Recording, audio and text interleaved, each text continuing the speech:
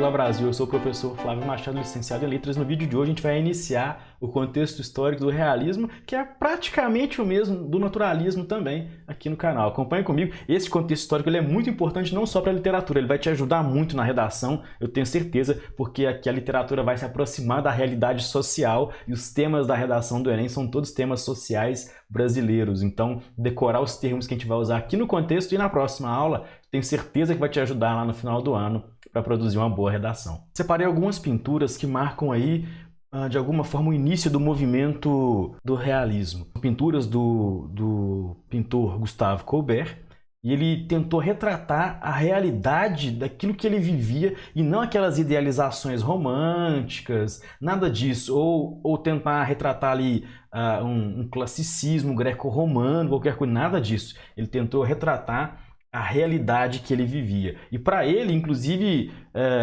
Courbet chegou a publicar um manifesto realista, né, Le Realisme e o Realismo, dizendo que a arte serve para isso, a arte serve para retratar aquilo que é visto, aquilo que se vive, ela tem que denunciar as mazelas sociais, retratar exatamente a realidade. Dá pra ver essa moça no fundo aí, catando um trigo aí. Olha a cara de ânimo que ela tá. Parece você quando acordou, né, para assistir a primeira aula aí na segunda-feira. Eu gosto muito dessa pintura em especial, do período do realismo, porque ela revela traços interessantes. A gente tem, de um lado, né, a aristocracia, burguesia, vamos dizer assim, as classes dominantes. Do outro lado, a classe trabalhadora, o pintor que está olhando para a realidade, inclusive dá para ver a Bastilha ali no fundo, a classe trabalhadora inteira. Em vez de pintar a realidade, esse pintor está pintando ali uma coisa arcadista, né? A pintura quase greco-romana, tem uma musa ali seminua atrás dele, que remete às pinturas greco-romanas, então ele está distanciando da realidade. Há um homem suspenso ali pelos braços também, com a imagem meio relacionada à religião. É uma pintura que representa aí todo esse cenário de transição. E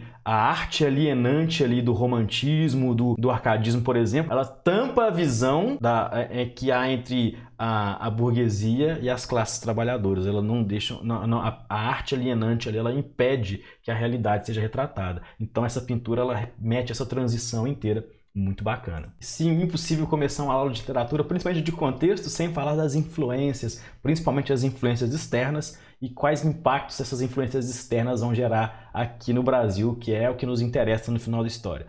Nós temos ali, na Europa principalmente, desenvolvimento de teorias científicas. Eu vou falar delas já já, mas você conhece elas, já estudou inclusive grande parte delas. Temos as pinturas realistas que estava exibindo do Gustave Courbet e a obra, uma das primeiras obras aí, um primeiro romance realista do Gustave Flaubert. Parece pra caramba o nome dos dois caras. Será que é coincidência? Será que é Illuminati confirmado?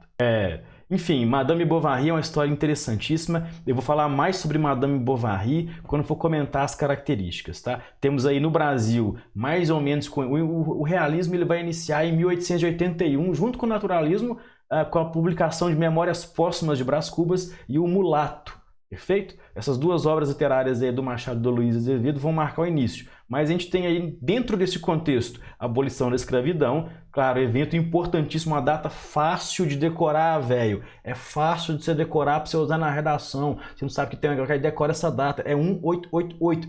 Facinho. E aí, Proclamação da República em 1889. E claro, 100 anos depois, em 1989, vai nascer um dos seres humanos mais importantes aí da humanidade aí, e do Brasil principalmente. Claro, eu gosto de comentar sempre o imaginário realista. E vou falar um pouco também da obra Madame Bovary, que narra a história de Emma Bovary. E claro, vou sugerir o trailer. É importante que você assista esse trailer. Eu não sei se eu cheguei a sugerir ele já aqui no canal, numa aula antiga. Mas eu vou deixar o trailerzinho aqui ou o link na descrição do vídeo. A partir da segunda metade do século XIX, o idealismo dos românticos foi substituído. Então esse ideal de exagerar, essa arte alienante, essa arte de supervalorizar, esse ufanismo, esse amor impossível, nada disso agora. A gente vai falar de racionalidade, não subjetividade. A gente vai falar de cientificismo, ciência e não religiosidade. Lembra que eu gosto de comparar os períodos literários? Então aqui a gente tem a visão racional, se contrariando ali com a visão subjetiva. A gente tem a visão científica digladiando com a visão religiosa que vinha nos movimentos anteriores. Então agora a gente vai olhar para a sociedade através do olhar científico. O ideal literário busca agora no realismo um retrato fidedigno, ou seja, um retrato fiel, vai radiografar, vai diagnosticar, vai apontar quais são os problemas da sociedade. E aí a gente vai ter uma divisão muito distinta. Claro que eu vou falar do naturalismo na aula de naturalismo.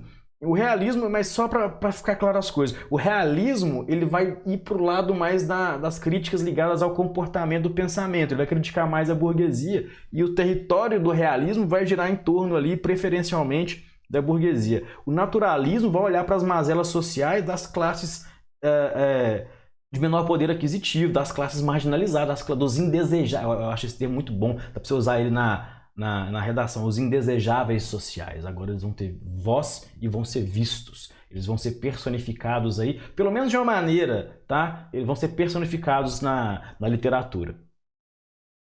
Isto é, em vez de subjetividade, disso, escapismo, lá do romantismo, não assistiu, vai lá assistir a aula. A melancolia sonhadora da fuga para um passado, para um cenário idealizado, o sujeito da segunda metade desse século buscou fazer uma arte próxima da realidade, eu vou ficar repetindo na aula inteira isso, de caráter científico, verossímil, verdadeiro e de objetividade, sem esses traços de impressão pessoal.